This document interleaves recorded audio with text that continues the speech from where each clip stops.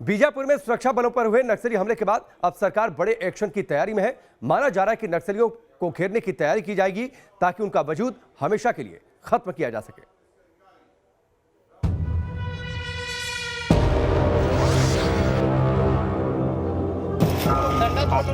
अब नहीं बचेगा कोई नक्सली। जवानों की शहादत का लिया जाएगा बदला। नक्सलियों पर बड़े एक्शन का प्लान तैयार। पाताल से भी खोज निकाले जाएंगे नक्सली। एक चूक और 22 जवानों की जान चली गई। एक बार फिर से छत्तीसगढ़ की जमीन लाल हो गई। एक बार फिर से नक्सलियों ने घर के न जाने कितने चिरागों को बुझा दिया। खून से लथपथ इन शवों की कहानी कितनी दर्दनाक है, ये बयां करने के लिए हमारे पास शब्द नहीं है। गला भर आता है और आंखें नम हो जाती है। कैसे नक्सलियों ने जवानों की जिंदगी को हमेशा के लिए खत्म कर दिया। तर्रेम के इस इलाके में जवानों की एक बड़ी टुकड़ी को निशाना बनाने के लिए नक्सलियों ने किस स्तर की तैयारी की थी, इसके इस वाकये को हम दिखाएंगे अभी आपको कि ठीक आप मेरे पीछे देख सकते हैं। यहाँ नक्सलियों ने जवानों पर हमला करने का एक बड़ा बम दागा हुआ था। एक साक्ष्य के रूप में, एक प्रमाण के रूप में से माना जा सकता है कि नक्सलियों की इस मुठभेड़ को अंजाम देने के लिए जिस तरह की व्यापक तैयारी की गई थी, ये इस एक उदाहरण हो सकता है।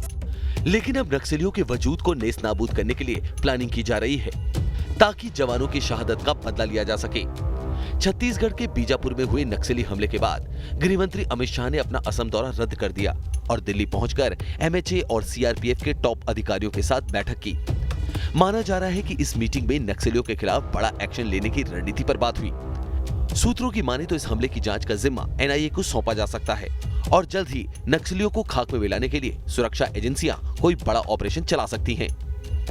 सर्च ऑपरेशन चल रहा है, मगर दोनों ओर का नुकसान हुआ है। हमारे जवान शहीद हुए हैं। मैं उन सभी जवानों को श्रद्धांजलि भी देता हूं और उनके परिवारजनों को और देश को इतना विश्वास दिलाना चाहता हूं कि जवानों ने अपना खून जो देश के लिए बहाया है वो व्यर्थ नहीं जाएगा। हमारी लड़ाई और मजबूती के साथ और मक्कमता के साथ और तीव्रता के साथ इन नक्सलियों के खिलाफ चालू रहेगी और हम इसको परिणाम तक ले जाएंगे। आपको बता दें कि सीआरपीएफ की cobra commando team, district reserve guard और स्पेशल टास्क फोर्स की टीम इलाके में माओवादियों के खिलाफ अभियान चला रही थी, तब ये मुठभेड़ शुरू हो गई। बताया जा रहा है कि जवानों पर हमला करने के लिए नक्सलियों ने खास तैयारी की थी।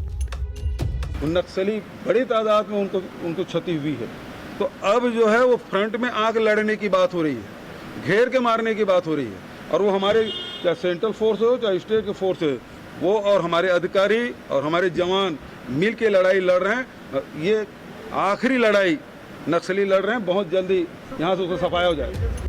नक्सलियों के इस बड़े हमले के बाद हर तरफ बदले की मांग उठ रही है। यही वजह है कि होम मिनिस्ट्री भी जल्द से जल्द एक्शन के मूड में है, लिहाजा खाका जल्द ही तैयार हो जाएगा। यानी सुरक्षा बलों पर जानलेवा हमला करने वालों की अब खैर नहीं है और जब तक नक्सलियों को नर्क में नहीं पहुंचा दिया जाता तब तक 22 जवानों की शहादत का बदला पूरा नहीं होगा। Team news nation.